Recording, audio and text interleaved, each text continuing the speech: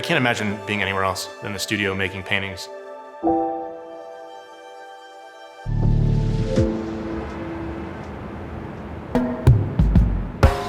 When I moved to New York City in 2003 for grad school, most of my professors were like Eric Fischl, painters that were very well known and had studios in the city. And once I kind of saw in New York that you could be a painter and make a living from it, I fell in love with the city, and here I am 18 years later, still doing the same thing.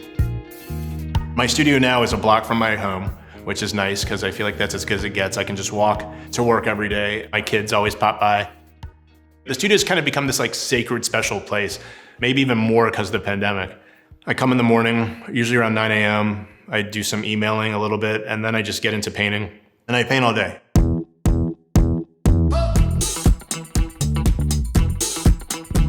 I want my paintings to be like a quick read.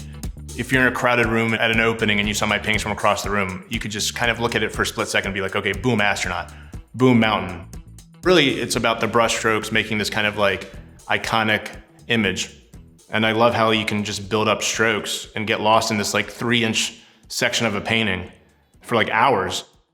Jenny Saville, I was lucky enough to have as a professor in grad school, and she taught me a lot about mark making and really like painting with like some kind of like oomph, and really like just like trusting your gut. Whenever I have trouble painting, I kind of like go back to what she taught me.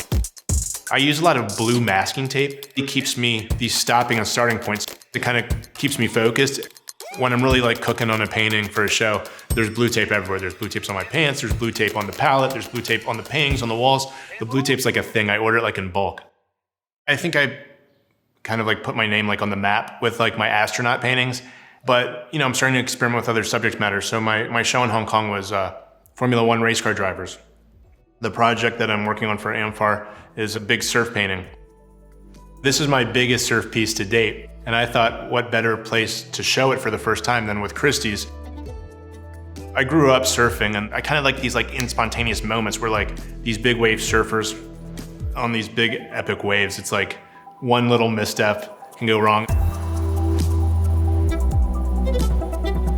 The base image is a CYMK Silkscreen, and it's from an image of this book I've had throughout probably over a decade that has been bouncing around with me about maverick big wave surfers.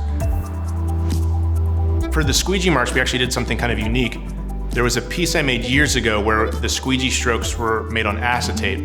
So we scanned that piece of acetate with the squeegee marks, and we created like a digital archive of my squeegee marks. With Brandex, we created different screens to show different squeegee marks. And so they're my squeegee marks that are usually like 3-4 inches, but we rework them at a larger scale.